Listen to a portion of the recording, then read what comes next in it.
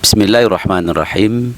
Innalhamdalillah nahmaduhu wa nasta'inuhu wa nastaghfiruh. Wa na'udzubillahi min sururi anfusina wa min sayyiati a'malina. Man yahdihillahu fala mudilla lahu wa man yudlilhu fala hadiya lahu. Asyhadu an la ilaha illallah wahdahu la syarika lahu wa asyhadu anna Muhammadan abduhu wa rasuluh. Allahumma shalli wa sallim ala sayyidina wa maulana Muhammadin wa ala alihi wa ashabihi al-mujahidin at-takhirin, amma ba'du. Faqala ta'ala ya ayyuhalladzina amanu taqullaha haqqa tuqatih wa la tamutunna illa wa antum muslimun. Wa qala ya ayyuhan nasu taqu rabbakumul ladzi khalaqakum min nafsin wahidah wa khalaqa minha zawjaha wa batha minhuma rijalan katsiran wa nisaa wattaqullaha alladzi tasaaluna bihi wal arham innallaha kana 'alaikum raqiba. Teman-teman, para sahabat pejuang Islam yang insyaallah dirahmati oleh Allah Subhanahu wa taala, khusus yang saya muliakan sebagai pembina kita Gurunda Al-Ustadz Hanafi, juga yang saya muliakan seluruh para alim, para ustadz yang hadir pada kesempatan malam hari ini di Komal ataupun di bawah, yang mohon maaf kami tidak dapat sebutkan satu persatu. Yang besar tidak disebut gelar, yang kecil tidak saya sebut namanya. Yang insya Allah semua yang hadir, teman-teman para sahabat, insya Allah dirahmati oleh Allah, semuanya mendapatkan berkah dari Allah Subhanahu wa taala. Pejuang Islam yang pada malam hari ini mengadakan pengajian rutin, dan sebagaimana tadi telah disampaikan oleh Mina kita, beberapa hal yang mungkin bisa untuk menjadi catatan kita bersama sebagai support kita untuk terus melangkah dalam kebaikan. Teman-teman yang saya muliakan, pada kesempatan malam hari ini, sebelum saya akan mulai, mohon maaf kepada guru-guru semua, para segenap jajaran pengurus di Fanfilah semuanya. Pada malam hari ini masih dipercayai untuk mengisi acara pada malam hari ini. Mohon ikhlasnya, dan kita niatkan pada malam hari ini sebagaimana tadi telah disebutkan oleh pembawa acara kita semua hadir dalam rangka thalabul ilma. Dan dalam ayat tadi juga disampaikan untuk kita terus berjuang untuk mengkaji diri dan memperbaiki diri sesuai dengan tema kita pada malam hari ini, cara melawan sisi buruk dalam diri. Teman-teman yang dirahmati oleh Allah Subhanahu wa taala, sebetulnya dengan tema ini kita disadari atau tidak disadari bahwa ada satu kemudahan pada diri kita. Itu sebenarnya bagi yang sudah mengikuti pengajian, mengikuti dalam kajian-kajian ya, atau dalam belajar di pengetahuan umumnya, hal ini sudah tidak tabu lagi sebetulnya. Jadi cara melawan sisi buruk kita itu dalam diri kita. Lalu ada juga penyebabnya dalam diri kita masing-masing, ya, di dalam jiwa kita. Lalu terdiri dari apa saja unsur-unsur yang bisa kita itu terbawa oleh sisi buruk.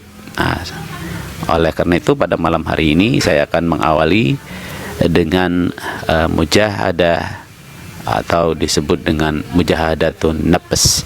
Mujahadatun nafs, ya, mujahadah dari kata jahadah, yujahidu mujahadatan, wajannya fa'ala yufa'ilu mufa'ala, yang artinya adalah melawan semaksimal mungkin, ya, melawan semaksimal mungkin kehendak-kehendak buruk dari dalam jiwa. Contoh misalkan di hari Sabtu malam Minggu, enaknya kita kumpul sama anak-anak kita.